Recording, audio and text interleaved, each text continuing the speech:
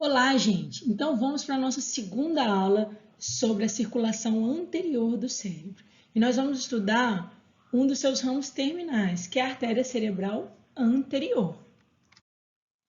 Bom, então só relembrando aqui, algumas informações da aula anterior, nós temos aqui a bifurcação da carótida interna se subdividindo nos seus dois ramos terminais, a artéria cerebral média e a artéria cerebral anterior, que será o escopo da nossa aula de agora.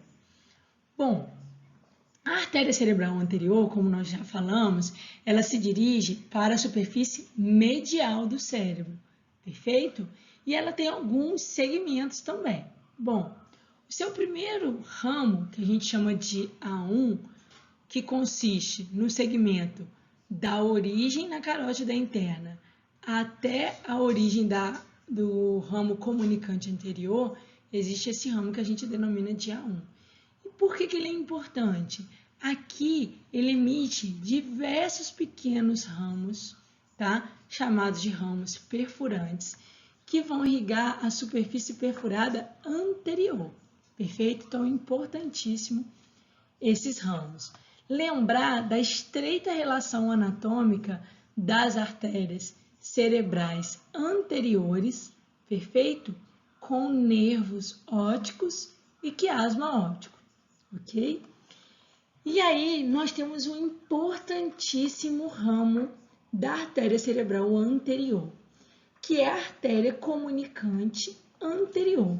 É um pequeno ramo que faz a comunicação entre as duas artérias cerebrais anteriores, perfeito? Essa anastomose aqui é importantíssima, faz parte do polígono de Willis, certo?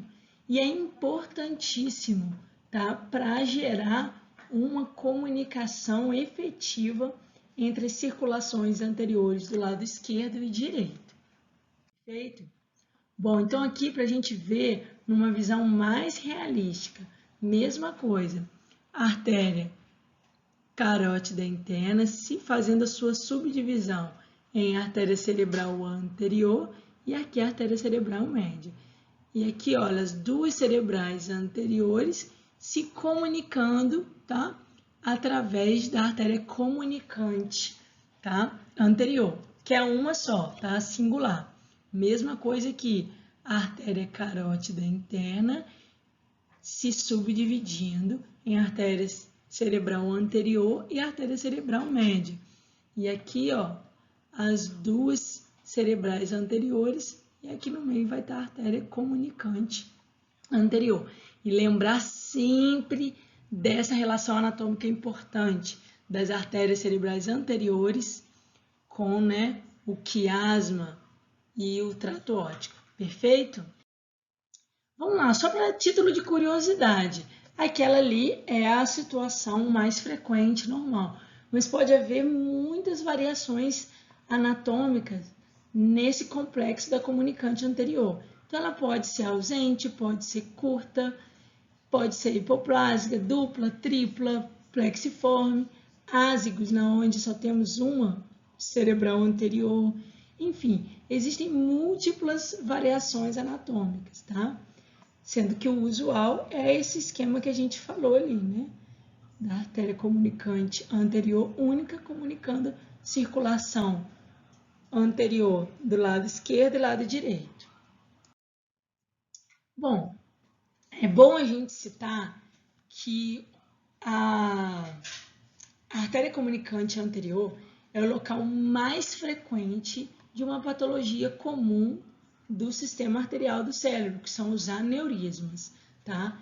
Então, por ser um aneurisma mais comum, eu resolvi explicitar um pouquinho mais aqui para vocês e relembrar essa importante relação com o nervo óptico, porque por vezes, dependendo da localização do aneurisma, como nessa projeção aqui e nessa projeção, o paciente pode desenvolver déficit visual, justamente por essa estreita relação com o quiasma e o trato óptico.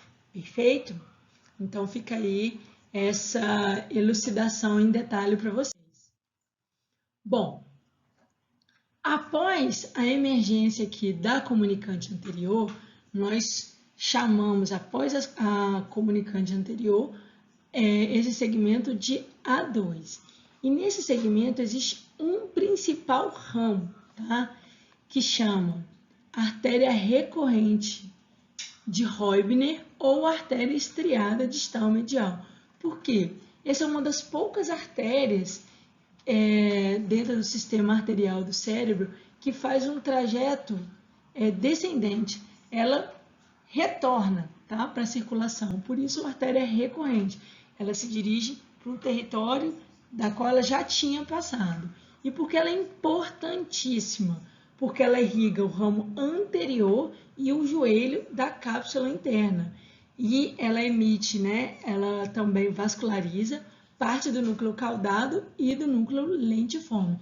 Então, uma artéria pequena, mas com uma importância gigantesca, a artéria recorrente de Roebner. Lembrar que ela emerge, na grande maioria das vezes, após a emergência da artéria comunicante anterior. Como a gente já explicitou em outros momentos, a artéria cerebral anterior ela vai ser responsável por toda a irrigação de todas as estruturas aqui, as principais estruturas na superfície medial do cérebro. E um dos primeiros ramos que ela emite, né, é a artéria frontobasilar medial, que vai irrigar quem? Os giros orbitais, principalmente a área septal, tá? Então, mas assim, mais importante do que vocês saberem agora, que eu só vou citar realmente as principais, é entender isso, que todos esses giros aqui, ó, da superfície medial do cérebro vão ter ramos da artéria cerebral anterior. Outra artéria importante, a artéria polar frontal. Ela também vai emitir ramos para essa região do polo frontal. E a gente vê aqui uma das principais, se não a principal artéria da superfície medial, que é a artéria pericalosa. Bom, como o nome já, né, sugere, ela vai estar irrigando aqui, ó, né, todo o corpo caloso, e ela está aqui em íntimo contato com o corpo caloso. Ela vai estar ali seguindo o suco do corpo caloso. Perfeito? Então, tá aqui a artéria pericalosa. Ela vai emitir ramos diretamente para o corpo caloso e termina emitindo ramos para o precúneos e para estruturas ali do giro do cíngulo, ok? Então, aqui numa outra visão, tá? Num corte coronal, a gente vendo aqui, né, em detalhe a artéria cerebral anterior. Então, nós temos aqui o ramo A1 emitindo as artérias perfurantes, né, que vão se dirigir aqui para a substância perfurada anterior e parte para os núcleos da base.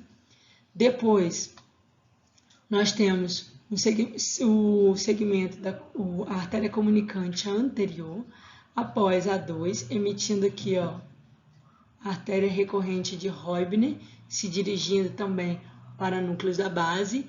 E aqui no segmento A3, a principal artéria é a artéria pericalosa, perfeito? Que vai emitir ramos ali, tanto para o corpo caloso, quanto para os principais giros da superfície medial do cérebro. Tá? Então, aqui a gente olhando em detalhe novamente a artéria pericalosa, contornando aqui, ó, o corpo caloso. Aqui ela emite, ó, um ramo terminal que vai se dirigir para essa região, vocês lembram qual? Denominada precúneos, tá? Aqui a gente olhando de novo em detalhe, ó, numa visão mais realística, a artéria pericalosa, perfeito? Ó. Ela aqui, ó. Vocês veem que é uma artéria bem robusta, tá? E aqui, só para relembrar aqui, que seio esse aqui, ó. Seio sagital inferior. Passando aqui, e a pericalosa ela emite um outro ramo, que chama artéria caloso marginal, tá?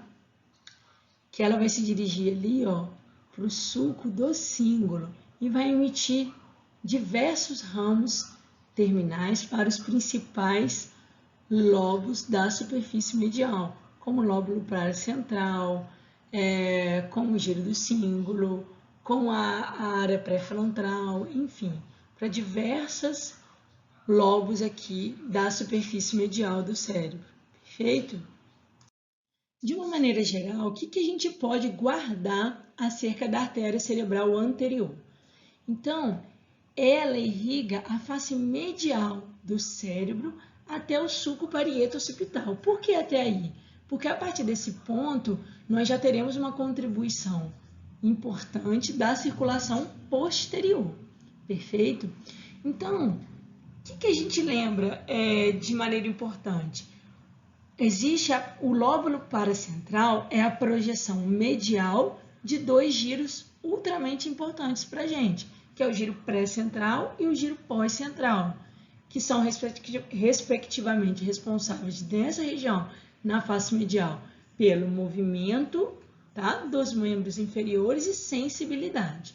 Então, lesões unilaterais da artéria cerebral anterior costumam causar o quê? Uma paresia ou plegia do membro inferior contralateral associada a alterações da sensibilidade, perfeito? E a área pré-frontal, né, na superfície medial, ela é responsável por funções executivas, com memória recente, com poder decisório. Se você lesa um lado, existe um comprometimento mais parcial dessas funções. Mas se você tem uma lesão bilateral, tá? Lesão das duas cerebrais anteriores, você tem um quadro que a gente chama de frontalização, que o paciente fica apático, com, né, hipobulímico, que a gente fala. Então, assim, é um paciente que não tem um poder de iniciativa, um poder decisório, né, poder de realmente tomar iniciativa sobre questões. Então, um paciente que desenvolve um quadro de apatia muito grande. E, geralmente, esses pacientes são confundidos com quadros de depressão grave, né? Certo? Quando, na verdade, ocorre uma lesão estrutural mesmo do cérebro. Bom, mostrando um pouquinho mais da vida real e de como a gente enxerga isso nos exames, tá? Então, nós temos aqui o exame de arteriografia, tá?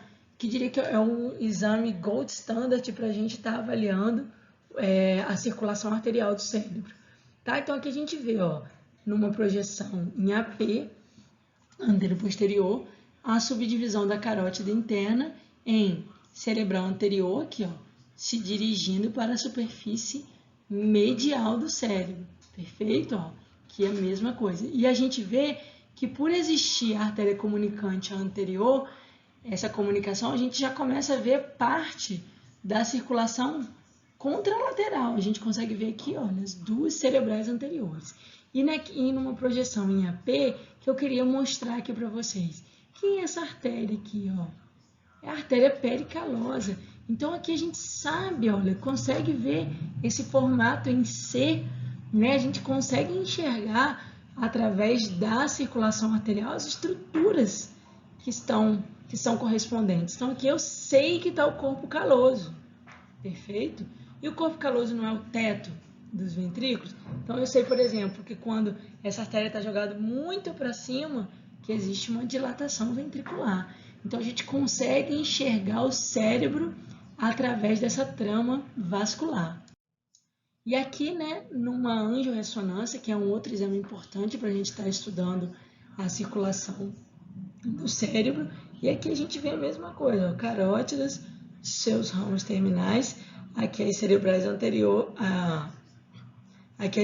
anteriores se dirigindo para a superfície medial do cérebro, e aqui as cerebrais médias, perfeito? E aqui numa projeção lateral a gente vendo também, ó, as duas cerebrais anteriores.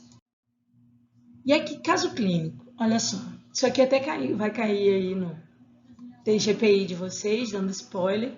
Então aqui, olha, a gente consegue saber, de acordo com a lesão, nós temos aqui essa área que está mais escura, mas hipodensa é onde aconteceu uma injúria vascular.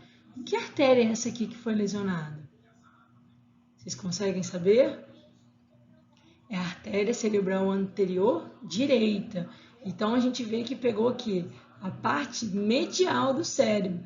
Essa aqui, ó, que é irrigada pela cerebral média, segue perfeita. E aqui, olha, num quadro mais grave, esse paciente aqui vai ter prejuízo das suas funções cognitivas. Vai ficar apático, vai ficar bulímico. Por quê? Porque teve uma lesão bilateral do território da cerebral anterior, certo? Então, a gente vê aqui a superfície medial dos dois lados sendo lesada. Bom, é isso. Eu sei que o assunto é extenso, são vários detalhes aí para a gente guardar, mas é isso. A gente não tem que torcer, né? Não tem que rezar por uma vida mais fácil. E sim, a gente tem que rezar para ter forças para enfrentar qualquer dificuldade que venha aparecer. Perfeito? Grande abraço aí para vocês, galera. E temos mais uma aula ainda para a gente fechar a circulação anterior do cérebro.